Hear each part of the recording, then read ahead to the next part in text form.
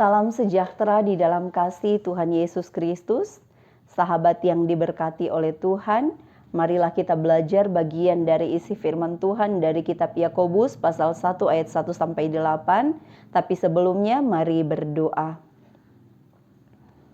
Di dalam nama Tuhan Allah yang adalah Bapa, Putra, dan Roh Kudus, kami serahkan pembacaan dan perenungan firman di saat ini dalam kitab Yakobus pasal 1 ayat 1 sampai 8. Amin. Surat Yakobus pasal 1 ayat 1 sampai 8. Salam dari Yakobus, hamba Allah dan Tuhan Yesus Kristus, kepada kedua belas suku di perantauan. Saudara-saudaraku, anggaplah sebagai suatu kebahagiaan apabila kamu jatuh ke dalam berbagai-bagai pencobaan, sebab kamu tahu bahwa ujian terhadap imanmu itu menghasilkan ketekunan, dan biarlah ketekunan itu memperoleh buah yang matang, supaya kamu menjadi sempurna dan utuh dan tak kekurangan suatu apapun. Tetapi apabila di antara kamu ada yang kekurangan hikmat, hendaklah ia memintakannya kepada Allah, yang memberikan kepada semua orang dengan murah hati dan dengan tidak membangkit-bangkit, maka hal itu akan diberikan kepadanya. Hendaklah ia memintanya dalam iman dan sama sekali jangan bimbang, sebab orang yang bimbang sama dengan gelombang laut yang diombang-ambingkan kian kemari oleh angin. Orang yang demikian janganlah mengira bahwa ia akan menerima sesuatu dari Tuhan. Sebab orang yang mendua hati tidak akan tenang dalam hidupnya. Terpujilah Kristus untuk firman-Nya yang suci dan mulia.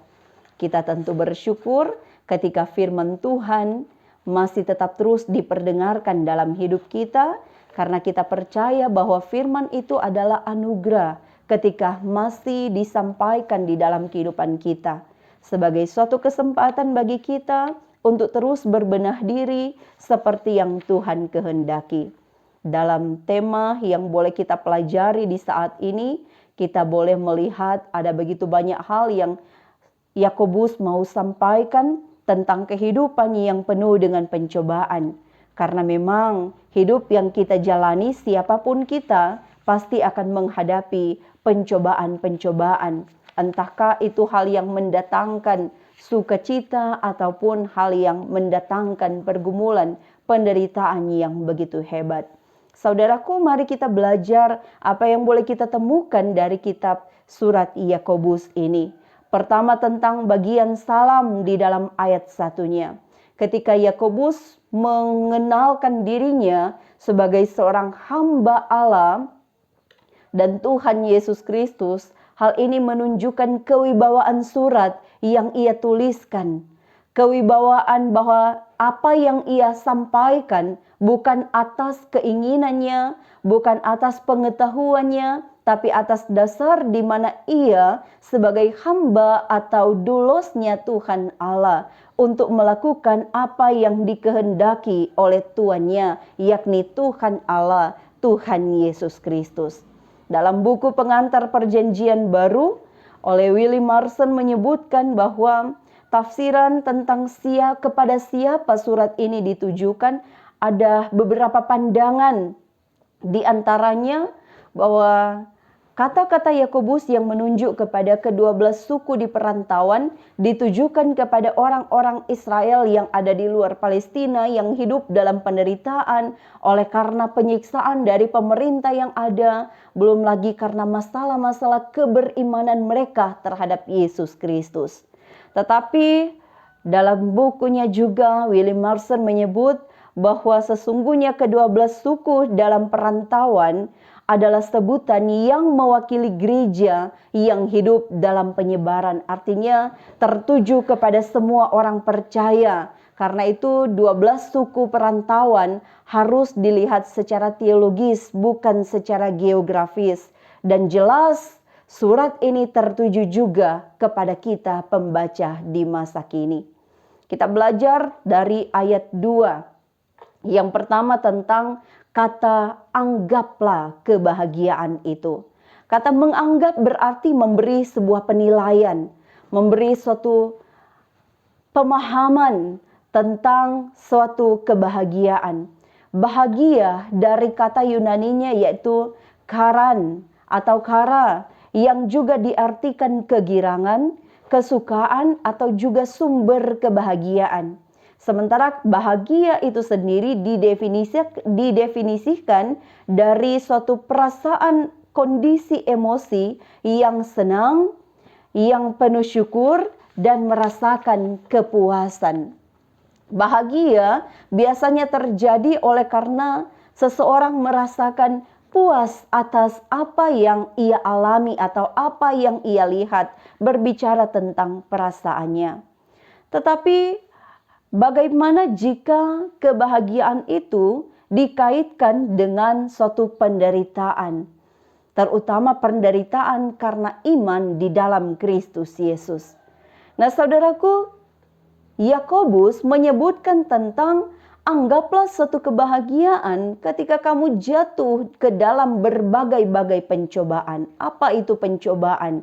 Kalau pencobaan dalam hal ini dikaitkan dengan, kita bisa melihat dari contoh-contoh yang ada di Alkitab, ada cobaan yang bertujuan untuk menjatuhkan, seperti cobaan yang dialami oleh Yesus Kristus, yang dilakukan oleh iblis terhadap Yesus. Tujuan dari iblis mencobai Yesus adalah untuk menjatuhkan Yesus. Tetapi juga ada cobaan yang diizinkan terjadi untuk memurnikan iman seseorang. Tapi dalam hal ini terhadap surat Yakobus berbicara bukan untuk menjatuhkan, tetapi cobaan yang untuk memurnikan iman percaya, orang percaya di dalam Yesus Kristus. Nah, kalau kita melihat ternyata Yakobus menyebut ujian terhadap iman menghasilkan ketekunan. Hal ini menarik sekali karena Yakobus tidak menyebutkan bahwa ujian terhadap pribadimu, ujian terhadap diri kita. Tetapi yang disebutkan oleh Yakobus ialah ujian terhadap iman. Artinya ujian terhadap keyakinan yang kita miliki di dalam Kristus Yesus, di dalam Tuhan Allah. Nah, ada orang yang beranggapan bahwa kalau beriman kepada Yesus, maka Tuhan akan memberkati dalam segala hal, sehingga jalan kita akan menjadi mulus dan enak. Tapi sesungguhnya ajaran tersebut tentu bertentangan dengan apa yang Alkitab ajarkan. Karena ternyata konsep kebahagiaan yang ditawarkan atau yang disampaikan oleh Yakobus bukan nanti saat cobaan berganti menjadi sukacita. Tetapi konsep kebahagiaan yang disampaikan oleh Yakobus ialah terjadi juga di saat orang percaya menghadapi suatu ujian atau cobaan. Kita menilai cobaan atau ujian bukan sebagai suatu penderitaan yang mendatangkan kita pada kejatuhan, tetapi menilai atau menganggap bahwa cobaan itu pun adalah suatu kebahagiaan. Mengapa? Karena dari cobaan yang dialami akan terlihat ketekunannya, keyakinannya di dalam Tuhan yang benar-benar taat. Seperti dalam Filipi pasal 1 ayat 29, Rasul Paulus menyebut, sebab kepada kamu dikaruniakan bukan saja untuk percaya kepada Kristus, melainkan juga untuk menderita untuk Dia. Itu berarti dalam panggilan iman, dalam panggilan keyakinan, tidak mengherankan jika orang percaya harus hidup dalam penderitaan. Tetapi penderitaan yang bukan dicari-cari atau disebabkan oleh pribadi, tapi penderitaan yang memang Tuhan izinkan terjadi dalam kehidupan kita. Karena fungsi dari penderitaan itu, fungsi dari ujian itu ialah untuk melihat sejauh mana ketekunan kita di dalam Tuhan. Dalam arti sederhana, ketekunan berarti tidak mudah menyerah, tidak gampang menyerah. Ketekunan dalam bahasa Yunani disebut hipomone, yang juga berarti sabar. tetapi juga diartikan sebagai kemampuan untuk bertahan dalam kesukaran. Bertahan bukan secara pasif, tetapi bertahan dengan menunjukkan sikap yang mampu menjadikan situasi yang tidak menyenangkan menjadi utuh dan sempurna, atau yang sering orang sebut indah di mata Tuhan. Sahabat yang diberkati oleh Tuhan, tak dapat dipungkiri kita terkadang marah, sakit hati jika hal buruk menimpa diri kita, sementara kita merasa kita tidak layak untuk merasakan penderitaan yang kita lakukan karena kita telah berjuang untuk hal-hal yang baik dan benar di mata Tuhan.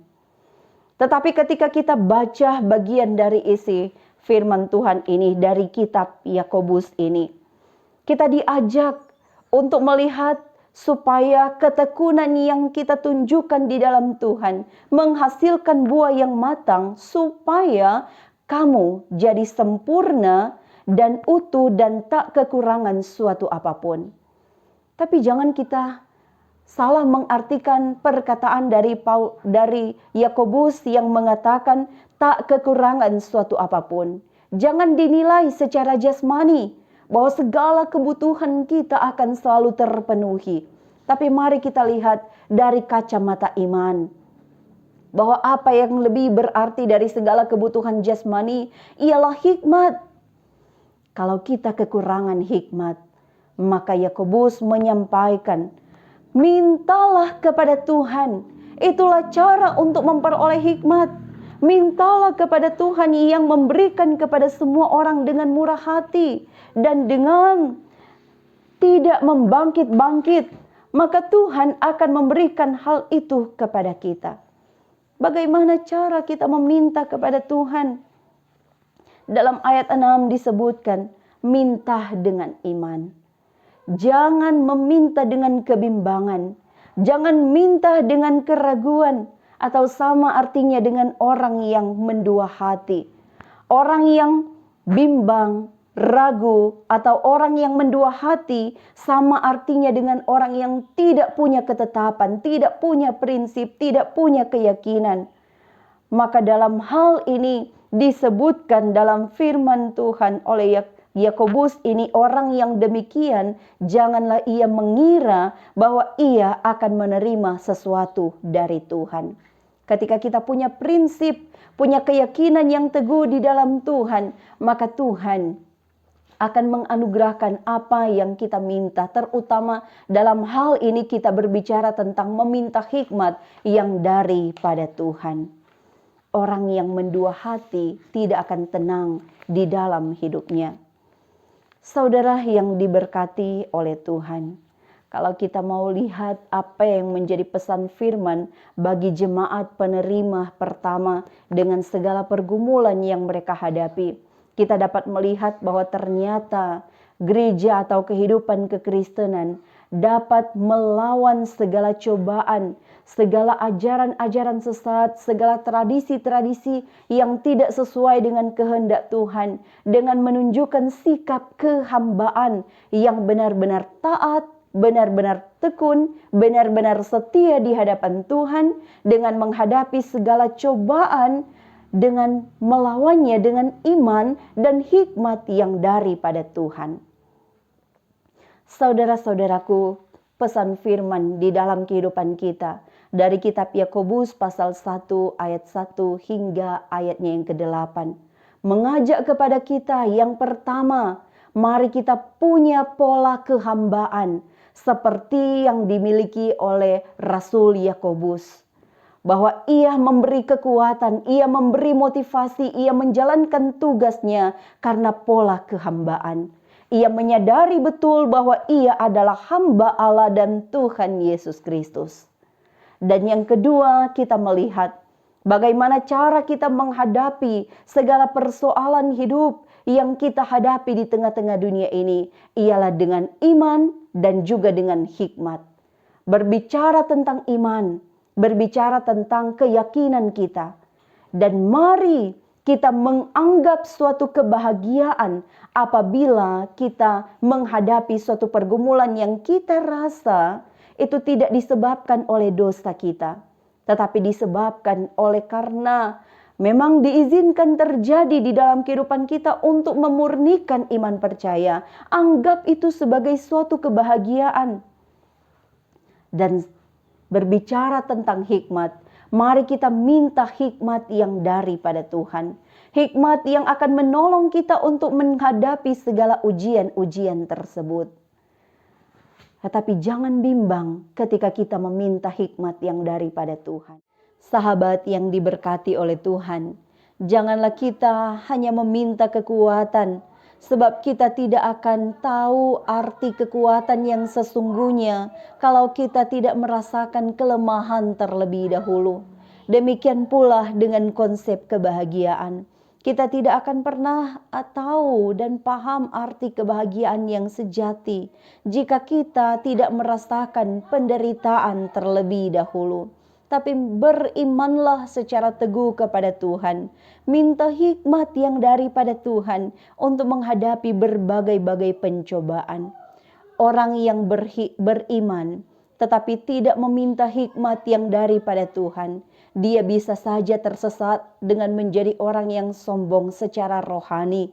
Tetapi juga orang yang berhikmat tetapi tidak beriman di dalam Tuhan Yesus Kristus, dia juga bisa tersesat dengan hanya mengandalkan pengetahuan belaka, pengetahuan manusia atau rasio manusia saja, maka dia akan tersesat. Iman dan hikmat yang daripada Tuhan Yesus Kristus adalah cara yang benar untuk menghadapi berbagai-bagai pencobaan. Sebab ketika kita beriman dan berhikmat kepada Tuhan, di dalam Tuhan, akan membuat kita menjadi orang yang tidak bimbang, tidak ragu, dan tidak akan mendua hati. Yakin tujuan Tuhan dalam mengizinkan cobaan itu terjadi bukan untuk menjatuhkan kita. Dan ketika kita minta kepada Tuhan, ingat firman Tuhan jelas mengingatkan, orang yang bimbang, orang yang mendua hati, orang yang ragu, janganlah mengira bahwa ia akan menerima sesuatu dari Tuhan. Tuhan Yesus menolong kita sekalian. Mari berdoa.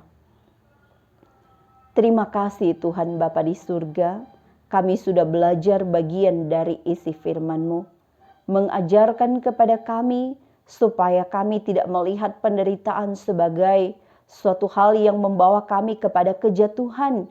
Jika penderitaan itu kami lihat sebagai suatu kebahagiaan, sebagai satu cara Tuhan untuk membentuk kehidupan kami, memurnikan iman kami. Tolong kami supaya kami diberikan hikmat untuk dapat melihat bagaimana menghadapi segala ujian yang terjadi silih berganti dalam hidup kami. Maka kiranya kasih karunia, damai dan sejahtera di dalam nama Tuhan Allah yang adalah Bapa, Putra dan Roh Kudus menyertai dan memberkati kehidupan umat Tuhan. Amin.